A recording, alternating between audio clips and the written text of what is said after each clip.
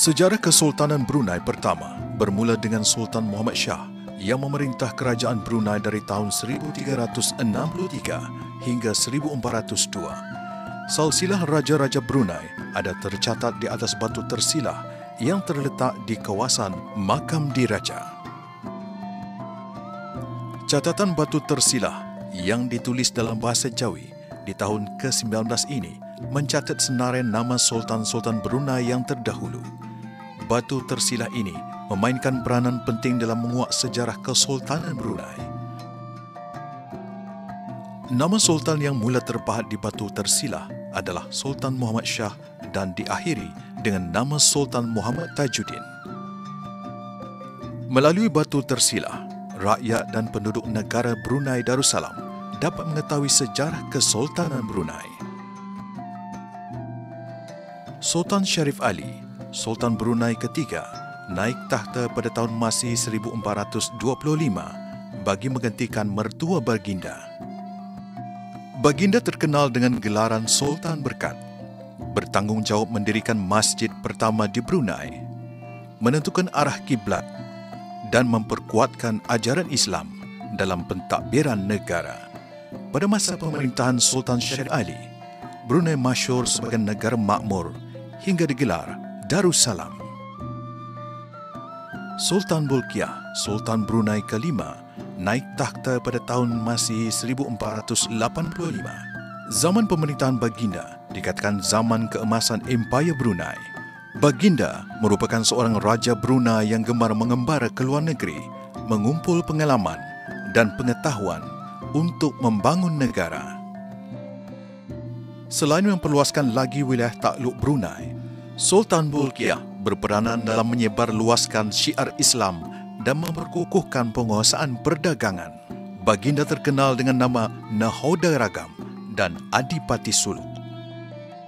Sultan Ahmad Tajuddin Sultan Brunei ke-27 naik takhta pada usia 11 tahun pada tahun 1924. Pada tahun 1949, Baginda menyambut Jubli Perak 25 tahun pemerintahan dan Baginda lindung pada tahun 1950.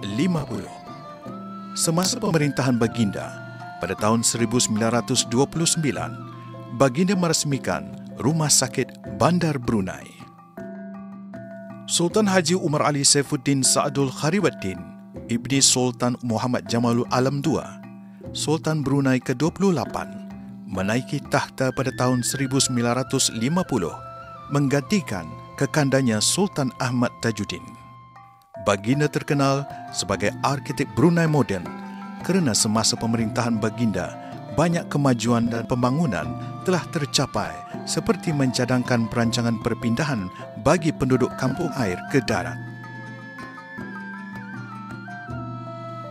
Semasa pemerintahan Sultan Haji Umar Ali, pelbagai kemajuan negara dicapai, termasuk dalam memajukan pendidikan di negara Brunei, di mana dalam tahun 1953, Baginda menumbuhkan sekolah Inggeris kerajaan dan mengemukakan cadangan bagi perlembagaan bertulis negeri Brunei. Baginda juga membina Masjid Umar Ali Saifuddin, menandatangani perlembagaan bertulis negeri Brunei, dan syarikat minyak Shell Brunei sendirian berhad untuk memulakan pengirikan minyak di luar pantai. Dalam bulan Oktober 1967, Baginda menurunkan diri dari takhta kerajaan dengan melantik putera sulung Baginda sebagai Sultan Brunei ke-29. Baginda lindung pada tahun 1986. Kebawah Duli Yang Maha Mulia Sultan Haji Hassanal Bolkiah Muizzaddin Wad Daulah Sultan dan Yang di-Pertuan Negara Brunei Darussalam naik takhta menjadi Sultan Brunei ke-29 pada 5 Oktober 1967. Baginda merupakan bahagian dari garis keturunan Sultan Brunei yang telah memerintah secara terus-menerus selama 600 tahun. Peristiwa bersejarah bagi negara apabila Kebawah Duli Yang Maha Mulia Sultan Haji Hassanal Bolkiah Muizzaddin Wad Daulah, Sultan dan Yang di-Pertuan Negara Brunei Darussalam mengisytiharkan negara Brunei Darussalam mencapai kemerdekaan dan kedaulatan penuh pada 1 Januari 1984.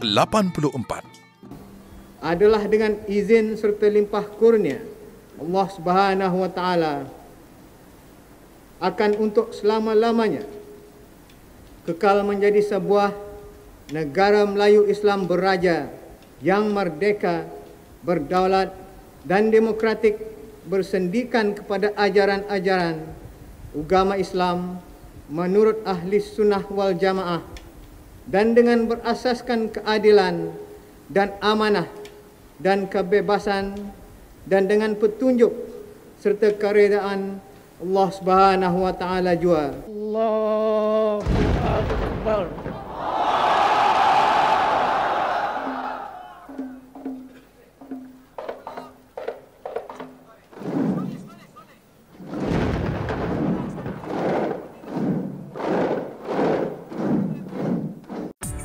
Kebawah Duli Yang Maha Mulia sejak menaiki takhta meneruskan kelangsungan sifat dan sikap ayahanda baginda yang cintakan rakyat. Baginda sentiasa berangkat bercemar duli menemui rakyat di mukim-mukim, di kampung-kampung sambil beramah mesra dengan mereka, bertanyakan tentang keselesaan, kemudahan dan kesusahan. Baginda seorang raja yang berjiwa rakyat, yang kerap menitahkan rakyat untuk terus menyokong dan bekerjasama dengan kerajaan dalam sama-sama membangun negara. Sejak menaiki takhta kerajaan dan menerajui pentadbiran, negara telah jauh maju ke hadapan sejajar dengan negara-negara membangun. Baginda telah banyak membawa perubahan dalam pelbagai bidang sambil terus mengekalkan ketahanan nasional dan identitinya selaras dengan konsep negara Melayu Islam beraja. Kejayaan baginda dalam meniti ke-50 tahun pemerintahan akan terus dikenang dan terukir dengan tinta emas dalam sejarah negara Brunei Darussalam.